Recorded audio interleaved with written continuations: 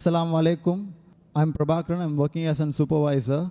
Firstly, I would like to know, there is a common saying in most of the religions that whoever follows God's sayings religiously will go to heaven, and if not, will go to hell. Taking this into consideration, I would like to know what will be the status of non-Muslims on the day of judgment. Secondly, I would like to know the importance of the holy month of Ramadan for the benefit of non-Muslims who have come here. And finally, I would like to say, from the little experience I have gained in my life, I can strongly say Islam is the only religion which has clear-cut, sound theoretical knowledge supported with logical examples with reasoning.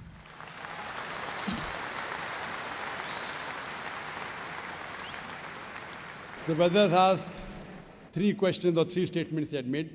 The first question was that all the religions say that if you don't believe in the commandments of God, you will go to hell. What will happen to non-Muslim on the day of judgment? Brother, as I mentioned earlier, the Quran says in Surah Nisa chapter 4 verse 48 and Surah Nisa chapter 4 verse 116, Allah, if He pleases, He may forgive any sin, but the sin of shirk, associating partners with God, He'll never forgive. So if a person dies as a non-Muslim and he associates partners with others, he believes in false gods, he does idol worship, he shall never go to heaven. Compulsory he'll go to hell. To go to heaven, you have to believe in one God, worship Him alone, and follow His commandments. Regarding a second question, what is the benefit of the month of Ramadan to the non-Muslims?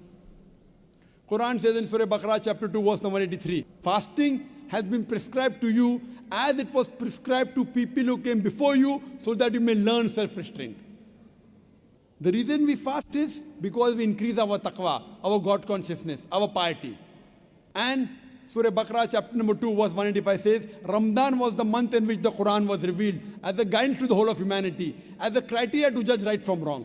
Ramadan is this month in which the glorious Quran, the last and final revelation, was revealed to the last and final messenger, Prophet Muhammad, peace be upon him. And the Quran says, this Quran is a guidance for humanity, not only for Muslims or for the Arabs, for the whole of humanity.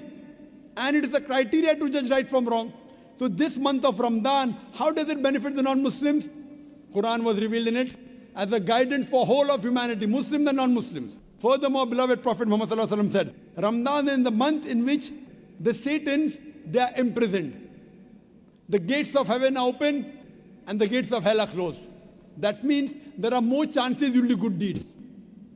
A person does more good deeds in Ramadan, the chances of him doing bad deeds is less. As far as non-Muslims, the message of Islam may go very well in the hearts of the non-Muslims, because the devil, the Satan, are imprisonment. So more chances of the non-Muslims accepting Islam, more chances he'll come closer to Islam. Regarding a third statement, you believe that Islam has got theoretical points in it and it is backed up with reason and logic. So when you agree that Islam then rules and regulations which are backed up with reason and logic, my question to you in this month of Ramadan, then why don't you accept Islam? It is not a question of accepting Islam. For the matter of fact, I do accept all the religions, all the good things every religion is saying. So I don't have any... Brother, you say you believe in all the good things in all the religions. That means there are some bad things in some religions, correct? I do agree. Strongly agree. Oh, fine. I want to ask you a simple question. What do you think is bad in Islam? Practically, I have not come across anything bad in Islam, but maybe in practice, people have... No, in Islam, don't talk about Muslim. Muslim may be bad. I'm not talking about Muslims. Okay. Talk about Islam. There are Muslims who may have alcohol, there are Muslims who may cheat. I've not come across anything bad about Islam. Very good. To be now very frank. You told me very frankly, you take good things of all the religions. You also said you know there are bad things in other religions. And you also said you don't know of anything bad in Islam. So Yeah, now in the other religions, you are good and bad. In this religion, only good. Suppose I give you 2 glasses of water. One is pure water. Other water, pure water, and 1 drop of urine. So which water will you drink? Good water, of course. Good, pure water. So this is a pure religion. Absolutely pure, without adulteration. Now, when I realize it is pure, when you are thirsty, you will drink the pure water. No, I believe it is pure, but I won't drink it. It doesn't make sense. If I want to get admission in a university, I do my survey. This university is the best. Why don't you take admission? No, I'll think about it. If you don't have the money to pay your fees, fine. University is very good, but too expensive. I can't afford the fees. Islam is free. If you agree it's the best, you have to accept it. Or maybe it's a hypocrisy. See, if I agree it's the best, I have to accept it. If you know there are no faults, that means God will question you on the day of judgment. If you agree, God gave you the message in your heart, it is the best religion, why don't you accept it? See, if you agree it's the best, it's illogical. It's illogical not to accept it. If you think there's something bad, I will clarify your misconception now. If you agree it's the best religion, if you agree it's the most logical, unless you are illogical. If you are logical, you have to agree the most logical religion. Unless you consider yourself to be illogical, brother. You know, sometimes, brother, emotions. What will my mother say? What will my father say? What will society say? Muslim! So these things may prevent you from accepting. I agree. It's difficult. It's not easy, brother. But if you are logical, if you are scientific, you have to accept what is best. Therefore, I say, if someone proves to me any religion better than Islam, I will accept it. If someone proves to me today, anytime, there's any religion better than Islam, I am ready to accept. If someone proves to me Christianity is better, I am ready to accept Christianity. Someone proves to me Hinduism is better, I am ready to accept Hinduism. I am not just talking. I have discussions with the doctors of divinity, with the top Christians. I am not a scholar, I am a student. I consider myself to be a student of comparative religion. But I have dialogues and discussions and debates with the top scholars of Hinduism.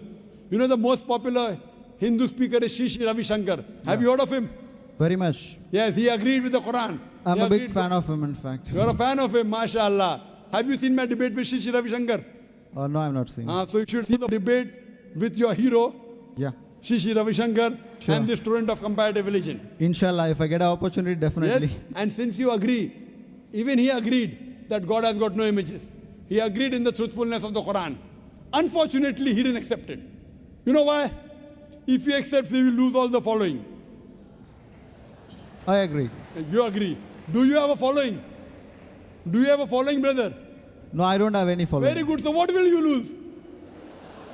Maybe some friendship, maybe some relatives. It's difficult. It's difficult. But if you know the truth, you should accept it. There's nothing wrong about it. Actually, so far as of now, I have not thought of about this because this is the very toughest and hardest thing in life to make. Think today in the month of Ramadan. You ask me how does it benefit non-Muslims? It benefits the non-Muslims in opening the heart towards the truth.